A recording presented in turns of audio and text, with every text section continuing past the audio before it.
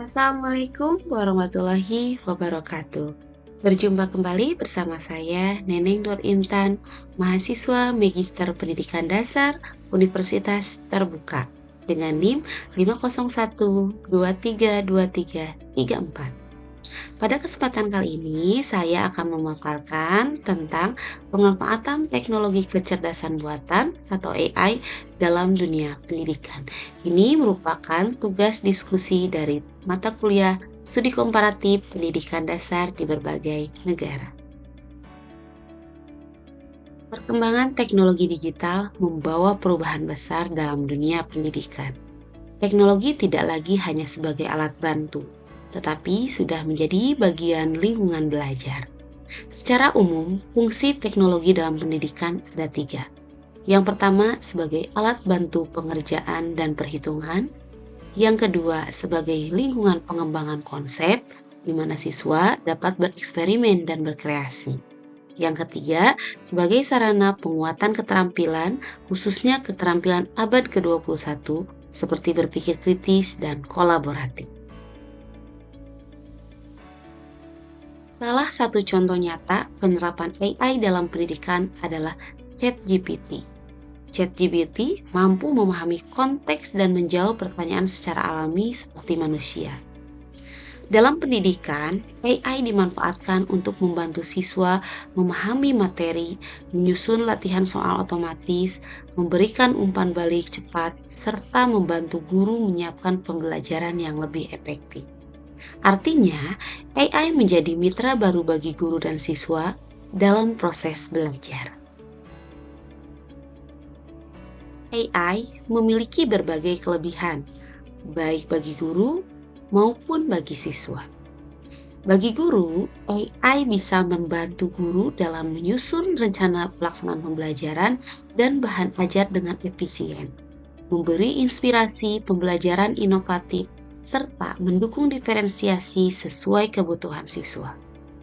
Dan bagi siswa, AI membuka akses belajar yang fleksibel dan luas, membuat pembelajaran lebih interaktif dan memberikan umpan balik langsung, sehingga proses belajar menjadi lebih cepat dan menyenangkan.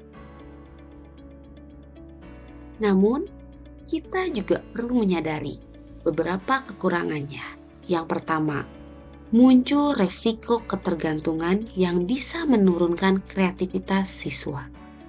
Kedua, potensi plagiarisme dan informasi tidak akurat. Ketiga, masih adanya kesenjangan digital antar sekolah. Dan keempat, minimnya literasi digital di kalangan guru dan siswa.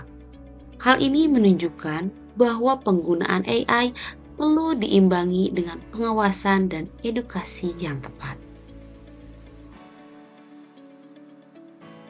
Lalu, bagaimana sikap kita sebagai seorang pendidik menghadapi fenomena AI ini?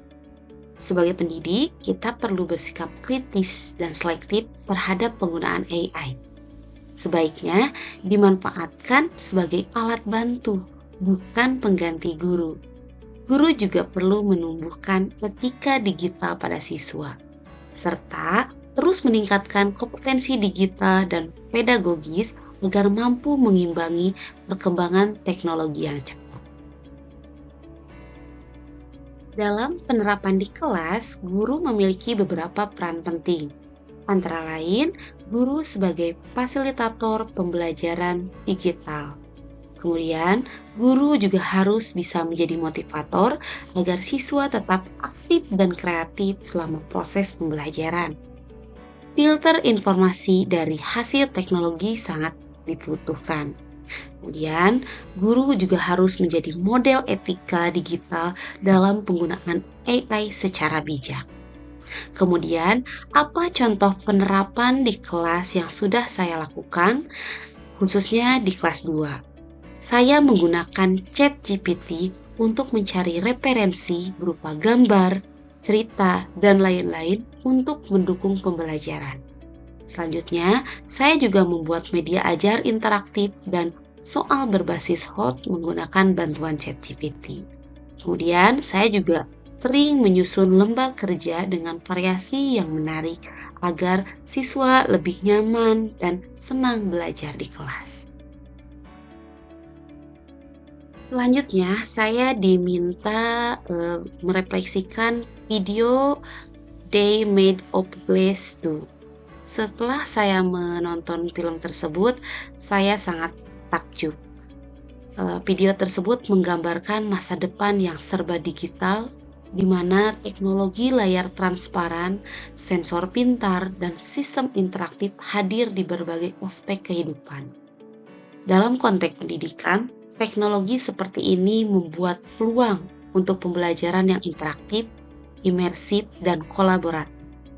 Siswa dapat mengakses informasi secara real-time, belajar secara personal sesuai kebutuhan, dan guru dapat bekerja lebih efisien dalam perencanaan pembelajaran.